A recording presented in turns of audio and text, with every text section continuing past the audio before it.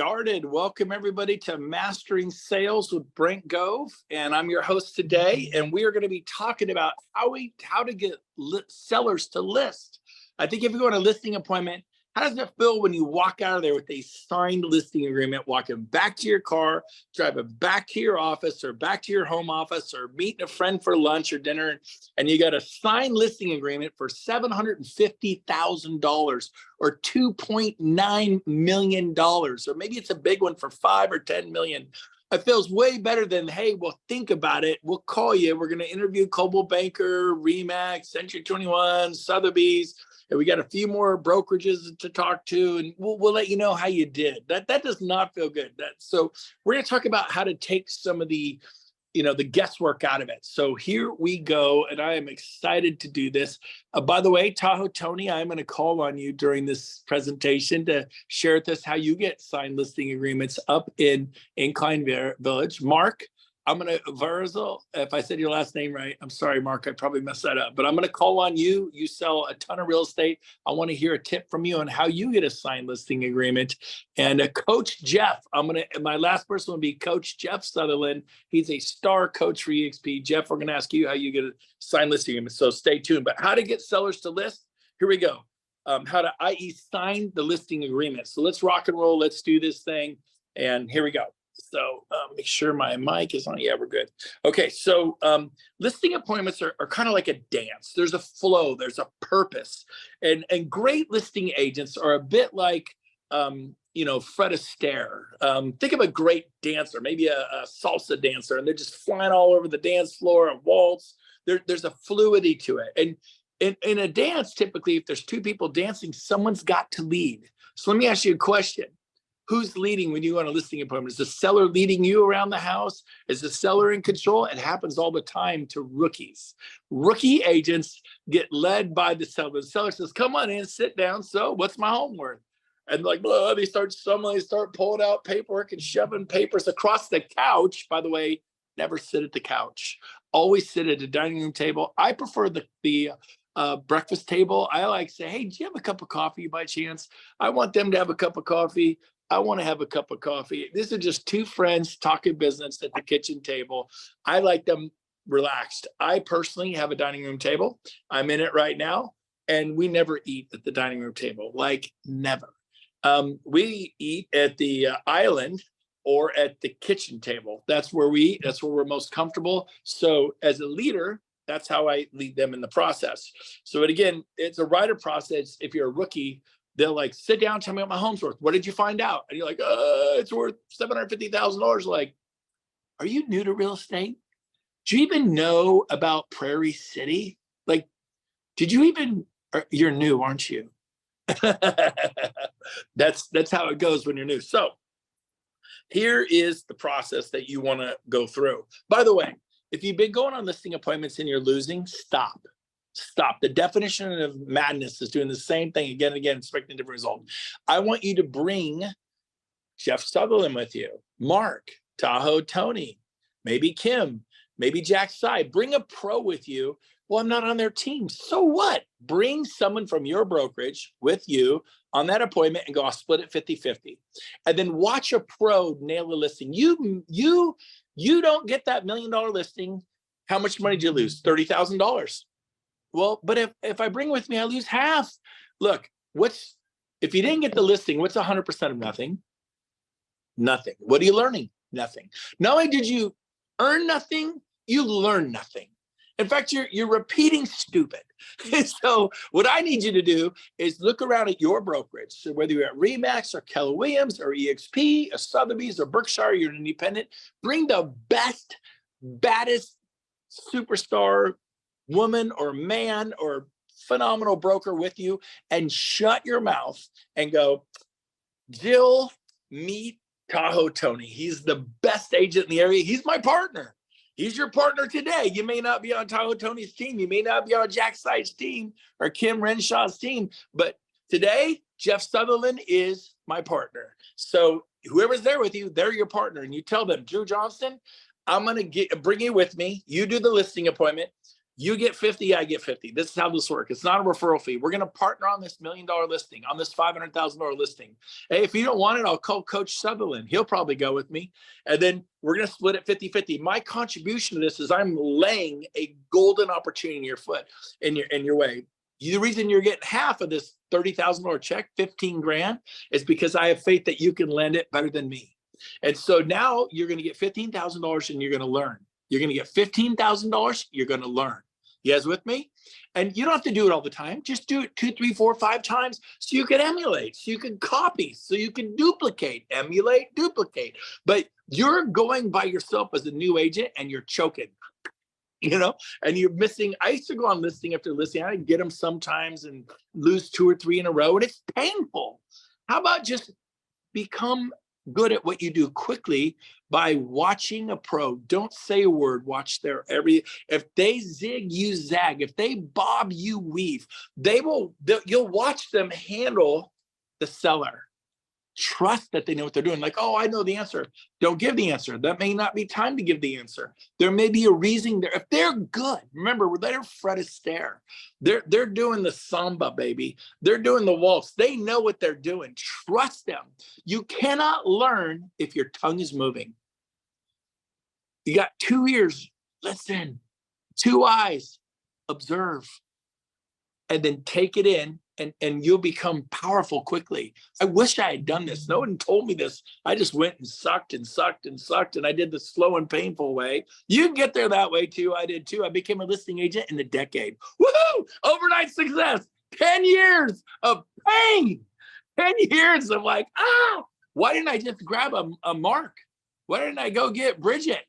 And why didn't I go learn from Dan and watch a pro do it again and again and again? You don't have to be on their team. You just call them up. Call the biggest, baddest agent at your brokerage at RE/MAX in your market and go, hey, I got a listing. You want to partner 50-50? You get half, I get half. I don't have the faith I can land it. You land it, I'll give you half of a $1.8 million listing. And then you just get to observe. They're going to run show. They're going to run point. Commission's done. 50% to Bob, 50% to Jill, 50% to you. How many like 50% of something and learning than 100% of nothing and learning stupid, right? So that's a great aha tip for you. So here's my process. Number 1, when they say, hey, sit down, tell me what you learned about the house. Tell me what my home's worth. And they point to the couch. Remember rule number 1, never sit at the couch. It's not conducive to handing papers back and forth. It's just not how, you don't sit on the couch like a child. Here's what you say when they say sit down, or they point to the dining table or even the kitchen table, which is where I prefer, like I told you. Tell me what my home's worth. You say, oh, hey, I'd love to, but I can't possibly tell you what it's worth. I have some really good ideas and thoughts, but I need to see it first. How could I possibly tell you what it's worth till I've seen it? And then shut up. Don't say a word. And they go, oh, that makes sense. Okay. And so guess what? Now you're touring the home. The goal of touring the home is to see the home. It's going to help you with value, but B, more importantly, you're building rapport. You're talking to them about their kids. You're talking about them about their motivation to move. So why do you want to move anyways? And, oh, really? What's that like with the kids? 2 of your kids, each selling, you got 4 kids, each seller, 2 to a room. And, oh, they're fighting. They're driving each other crazy. They're driving me crazy. And we got no backyard. The other day, our bicycle got stolen out of the garage. The area is just not what it used to be. Oh, how'd that make you feel when the bicycle was stolen out of your garage? We felt violated. We felt unsafe. I go, man, that must be terrible to, so I can see why you want to move out to Penryn, out to Newcastle, out to Rescue. These are areas in Sacramento that are in the country. They're safer. They're like Mayberry. I go, man, wouldn't it be great when you get out on 5 acres with split rail fence and the water going through the pasture and just the peace? It won't it be great? And so you're getting intel while you're seeing the property. Now, a big mistake agents make is they'll say, well, you need to paint that wall this color, and you need to completely replace all of your windows and the roof shot. There's just no way I can sell this house with the roof. That Mark's smiling at me right now. This is a rookie move. You're trying to be the big shot. You're trying to be the big guy. And you know what? You may be right, But they go, what do you think of that wall? Oh, I think it's beautiful. What do you think of my roof? Wow. It's great. Yeah, maybe I get my roof there, give it a little patch up, and give it some love. We'll see. We'll see. And I try not to really get into it with them, because I've had people give me the listing because I said, why'd you list with me? Because that Coldwell Banker agent, she told me I need to repaint my house. I am not repainting my house. I'm like, wow, they said that? Your home looks great. But I'm like, I'm asking, why didn't you list with Remax? Why are you calling me and not the Sotheby? Because they told me we need to remodel our bathrooms. I am not up for a construction project. Now, I may be thinking, you definitely need to remodel your bathrooms. Like, oh, okay, I just quiet about it. Now, once I get a signed listing contract, I'm like, you're remodeling these bathrooms, and we're staging the house, we're painting it, we're going to redo the roof. Once I have a signed contract, I can just boom, boom, boom, boom, boom. But don't do that on the walkthrough. Resist. We're going to re-landscape your house. People do not. A lot of people aren't up for that. Well, don't they want my opinion? Once you have the listing agreement, then I'll meet with you and I'll go over my ideas to really maximize the sales price to get 1.7 million. I need to go back. I need to put together an entire plan and a process. You could tell them right then and there, but if you tell them right then and there, you're not getting that listing agreement signed half the time. Like, well, we got to think. You gave me $250,000 worth of work to do. Yep, and you just lost the listing. So, number one, tour the home, build rapport. Number two, sit down with them at that kitchen table, not the couch, and go over your achievements. Don't have any achievements? Go over your partner's achievements. Bill and I, Sally and I have done this. Boom, boom, boom. See how you do that? Or your team, the Mark Verislow team, the Tahoe Tony team in Incline Village, our team, we have done this. This is who we are. We completely dominate the Incline Village market. We sold more homes than anybody. Like, what if they asked me? They were not going to ask you, how many of you sold? None. How many been with them? I joined them yesterday. You got to learn how to talk to people. Well, I'm not on a team. My partner's not Tahoe Tony or Drew Johnston. It's just me. So then it's the company. You're with Remax, you're with Sotheby's, you're with Berkshire Hathaway, you're with EXP, you're with Century 21.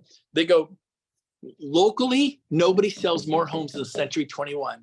We have continued to be the number one brokerage year after year in Reno, Dixon Realty, which, by the way, Dixon Realty is the number one brokerage in Reno, although I think EXP passed them last year, so I should take that back. But we continue historically to be the number one real estate brokerage in Reno. And so you talk, it's a we. So that's how you get credit. So number one, tour the home. Number two, sit down with them at the kitchen table and go over your achievements or your team's achievements or your partners. Use the word we, us, and then, or your company, whatever brokerage you're with. And this establishes, write it down, credibility. You must have credibility before you get into what their home's worth. Because then they don't ask you, are you new? Do you even know anything? You've already demonstrated that you are the cat's meow, and sit down with someone and go, help me develop these things about us, we, the team, the office. You can do this. Number three, there's only 4 steps. Number three, go over your marketing plan. I don't have one, get one. Meet with the pro. Go, can I see a copy of your marketing plan? And they may not give you one if you're in the same market. They may not. So I ask people in different markets, meet people, go to the WCR, Women's Council of Realtors, go to NAREP, go to ARIA, the Asian Association of Realtors, go to different organizations, Mike Ferry, Tom Ferry, go to a mega camp, a family reunion with Keller Williams, and meet people from Kansas and go, look, I'm in Texas, you're in Nebraska, I'm in Seattle, you're in Miami. I'm no threat to you. Would you mind emailing me a copy of your listing presentation? I'm trying to get a good one in Bremerton, Washington, in Portland, Oregon, in Medford, Oregon, in Bakersfield, California. And then you see things and you get 2, 3, 4, 5, 6. You could so easily have the most dynamic marketing plan out there, but you haven't even taken the time to do it. Everybody wants to make 7, 8, 900,000 a year, but you haven't done the basics. I mean, become a doctor, pass the bar, become an attorney. Those things are difficult. This is super, super, super easy. And you could way out earn any attorney or doctor. It's crazy what you can earn in real estate. So go over your marketing plan. You're the pro at this point. Number 4, go over the CMA. So what do I mean by that? I mean, go over the CMA, go over the actives, the pendings, and the solds. I throw out the low, I throw out the high. I keep the highs. You got to keep them folded up and off to the side. They go, well, what about Castle Peak? They got 1.9 million, and you're telling me my home's 1.7 million. Oh, yeah, I know all about Castle Peak. In fact, I have it right here.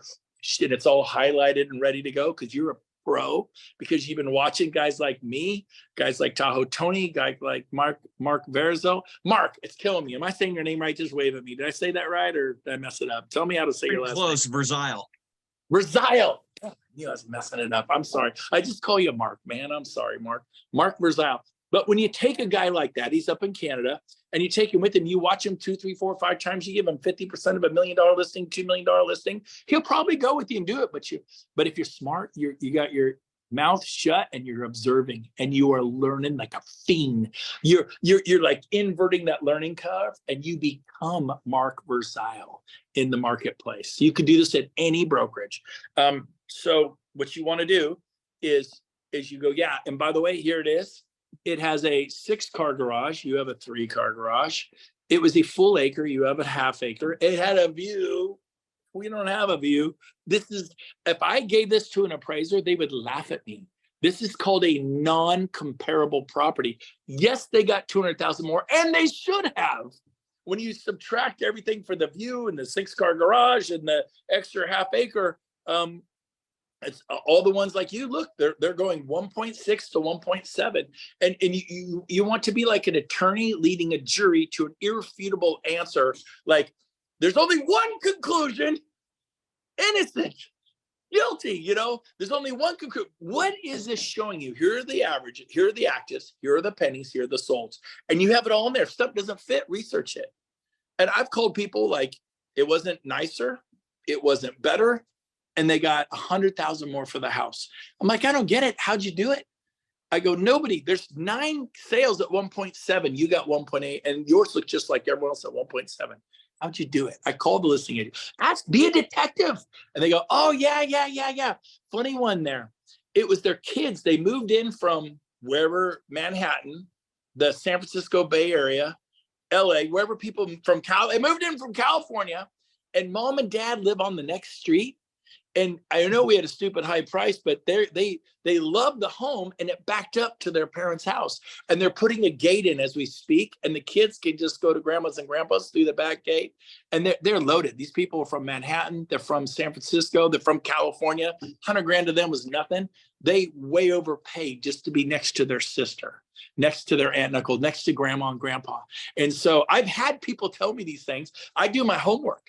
And so do your homework, and then you simply you lead them to an irrefutable answer. Now, here's the money. This is what you came for, and we're done. We have about a minute left. So what do you do if they're just not ready to list? Hey, guys, that's great. Everything looked great. You look great. Your company looks great. Impressed with the CMA. Yeah. I think it is worth 1.7 million. I agree. I mean, I see people have got 1.6. Would you be excited to get 1.6? Yeah, I'd be excited 1.7, but I'm not ready to list. It is April. We want to go through, we want the kids to graduate in May, June, and then we want to spend the summer. Really not ready to move till next October. So how do you get a signed list agreement? So here's how I do it. This will help you. Usually wherever you live, there's always somebody rich who moves in and jacks up the housing price. In Sacramento, it's people from the Bay Area, San Francisco, San Jose.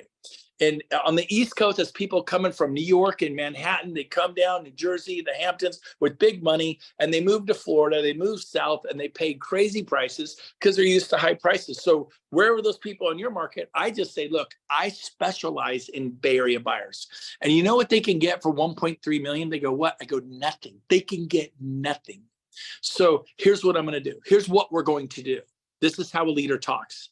Yes, did you write that down? Here's what we're going to do. We're going to list the home right now. You don't ask them, is it okay if we do the listing agreement? No. Here's what we're going to do. We're going to list the home right now. I know you're not going on the market till next October. I'm not going to put it on the market till next October, but I'm going to list it not for 1.7 million. We both agree they're 1.6 to 1.7, and 1.7 would be a cute smile. I actually asked you if you'd love to get 1.7. You said yes. So, but we're going to list it for 1.8 million right now. We're going to list it for 100,000 more. It'll never appraise. But here's what I have. I have buyers from the Hamptons. I specialize in buyers from Manhattan. I specialize in buyers from LA moving to Las Vegas. And they pay top dollar. Every home out there is $1.3 million, $1.5 million. They get the same home in Las Vegas costs $600,000-$700,000, half the price. They will pay top dollar. So here's what I'm going to do. While you said you want to fix up the landscaping and redo your deck and replace a few windows and redo the carpet. Here's what I do. Occasionally I get people from these expensive areas, in my case, San Francisco, San Jose. It's all I got to say, because people in Sacramento, those people pay ka-ching, ka-ching, big money. And I said, and I mean it, I back it up, we get it. They come in a 1039 situation where they are desperate. The America's favorite pastime is manana.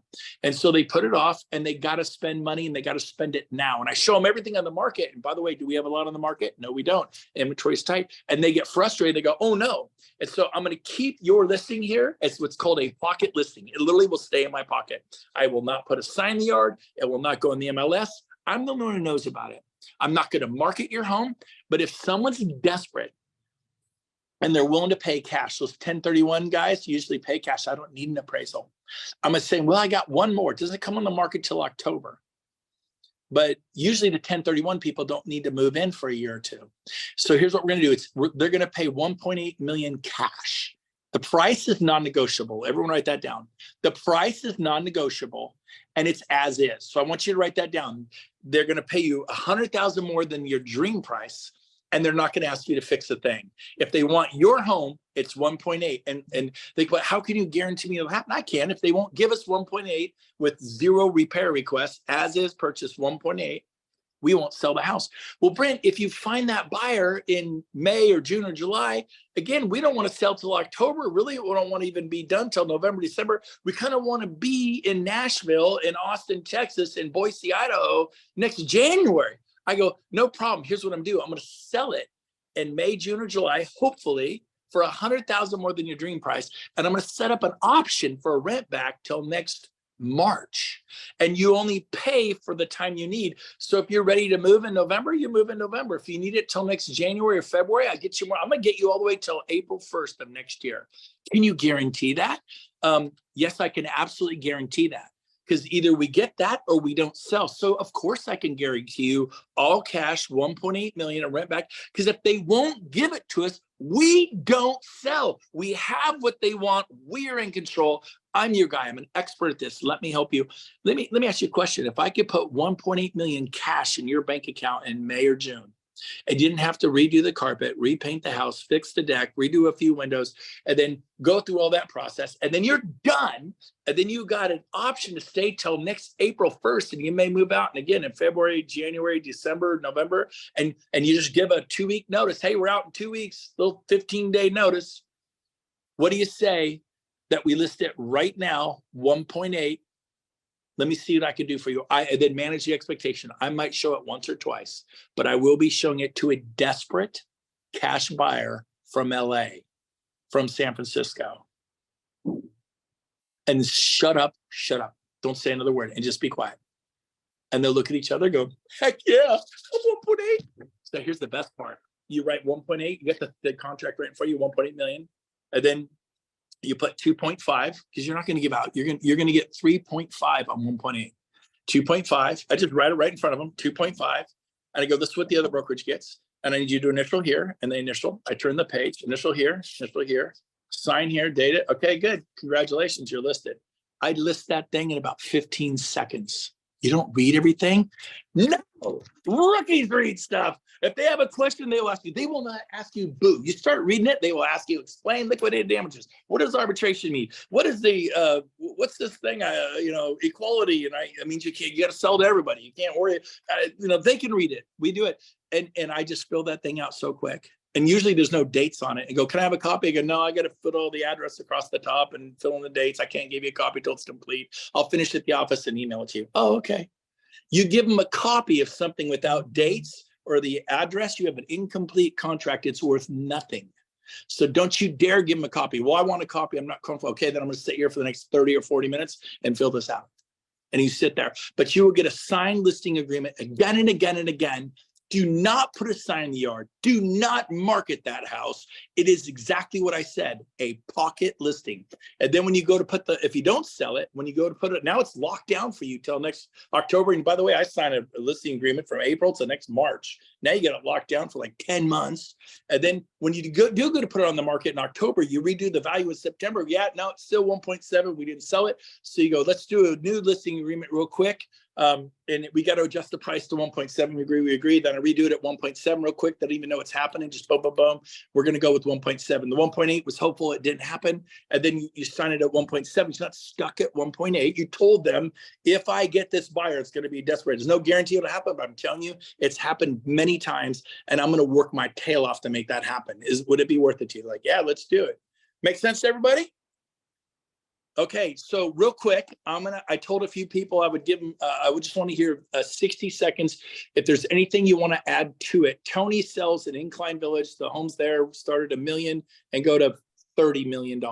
They're on Lake Tahoe on the water, $40 million, $50 million. It's crazy. They buy $5 million houses, tear them down and start over on the water. So Tony, anything you want to add to what I said, or just say it was brilliant, or what do you want to add to it?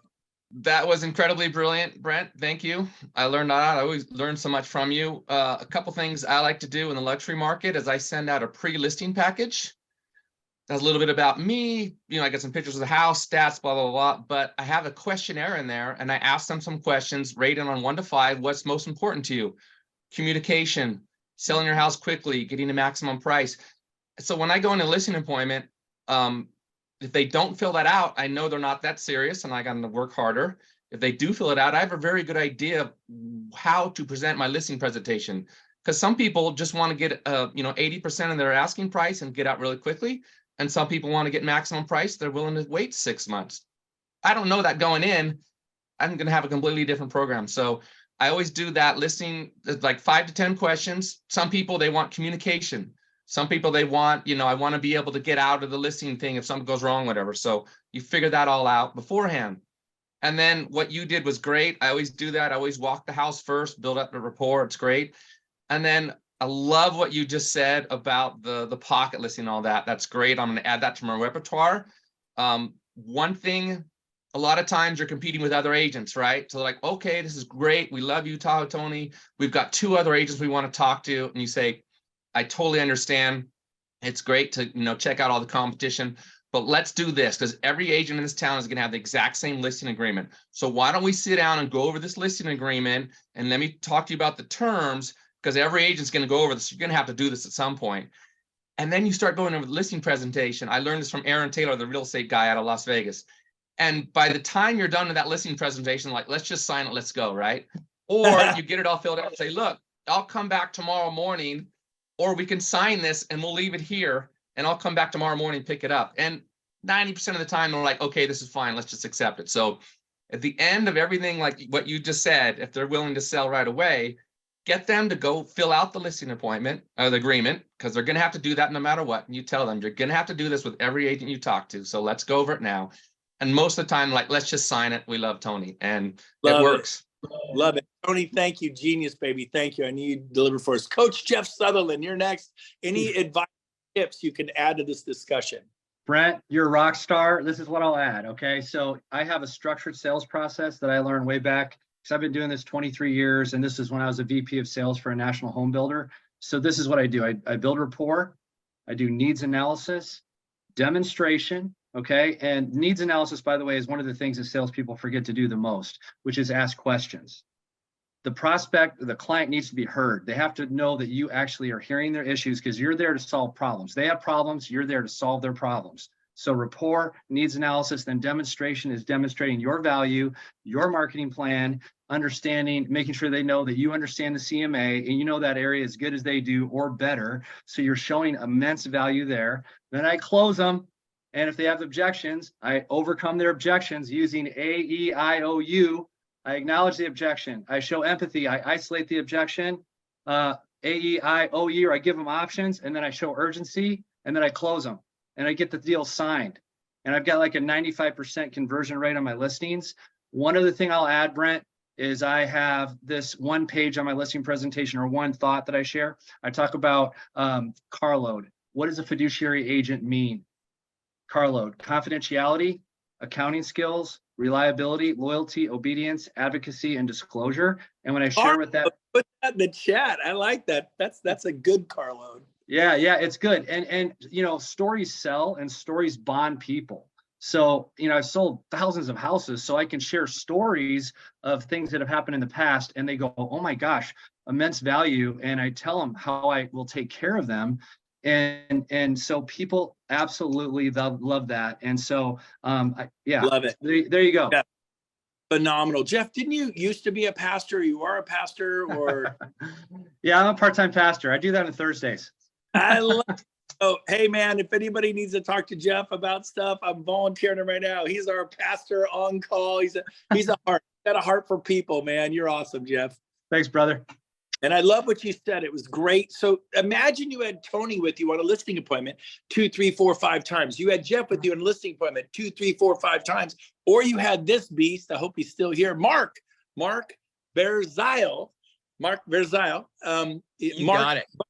I said it right. By the way, how many homes, just to give you a little credibility, how many homes will you close this year, roughly? How many will I close? I did about 1,200 sales in the last 24 months, and it's all pre-construction, so they're spread out over 3 or 4 years. How many will I actually sell this year? Not that many, because I'm into other things that I'm working on now. So for the point, we'll go with the 2,400 in the past 12 months. It's kind of a loser number. It wasn't very impressive, but we'll let you hook. I'm kidding. Everyone's watching. No, I'm just totally being facetious. But so what tip would you have for somebody to get a signed listing agreement or something in addition to these guys? And we got like 2 minutes left. You bet. Yeah, I was just laughing because just listening to you and listening to each of the other guys, it's just funny how everything's very, very, very similar. How we go through the process. So lots of really good, juicy tips here, guys. The big thing is getting that first conversation on the phone. You're setting them up. I like to find out information from them on the home, but then I'll slip in, hey, what's really important to you about working with a realtor? And I mean, you got to load your gun up, right? Go in loaded. If you're going 3 or 4 days later, they're probably going to forget you even asked. And then just say, hey, what's important to me is, and make sure those 3 or 4 items are in those, 5 or 6 lines that you put in, and you set it up so that you're going to get it. The other thing I like to do is ask. Some people like to speak or interview a few realtors. I think that's a good idea. Are you planning on speaking to a couple other realtors? Great. Oh, you are 2 or 3. Okay. When are they coming in? They're coming in Monday and Tuesday. Great. Can I come in Wednesday? Can I be the last guy? Would that be cool with you? Fantastic. Can I get your, will you not sign anything until I get there? Because man, I'm going to show you something that's going to absolutely blow your socks off. And so I get that commitment from them. Then before, I don't tell them I'm going to do this. Before anybody comes out, I drop off a pre-listing package, knock on the door. They open it up, their jaw drops because they have they can't believe somebody's actually doing that. And I set it up again. By the time I've done that, it's over before it's even began. And then all the other points when you're going that Brent talked about and the other guys talked about, super, super important. You don't want to say anything bad about their house. You walk through and they go, yeah, we've got this room. I know the walls look a little chipped. You go, nah, it looks fantastic. No, this is good. No, it's all awesome. And then make sure, if you haven't done this before, get a presentation and go over and over and over and over it. Role play it before you get there so that you have that confidence and you feel really good when you actually get in there, and bring somebody with you that's done it, 100 times before. Yep. So here's the deal. You need to go find the Mark Verziles or the Jeff Sutherlands or the Tahoe Tonys. Go find them in your marketplace, and you take them with you on the next 2, 3, 4, 5, 6, 7 listing appointments, and just become them. And you're inverting that learning curve. You're going up. By the way, I taught that technique about, hey, a pocket listing for raising the price. They give you 6% every time. They never even negotiate them. They're so happy with 1.8 million. They're like, well, can you do it for 5? Can you do it for 4? It's not a race to the bottom. They go, no, I'm going to do it. I do it for 6. I bring the best of the best. You want the best. It's 6%. No problem. It's a standard normal fee. Everybody charges 6. I do 6. I'm not going to charge you 7, but it's going to be 6. And just stop talking. Don't oversell it. You get 6% every time. They'd never negotiate when you do that.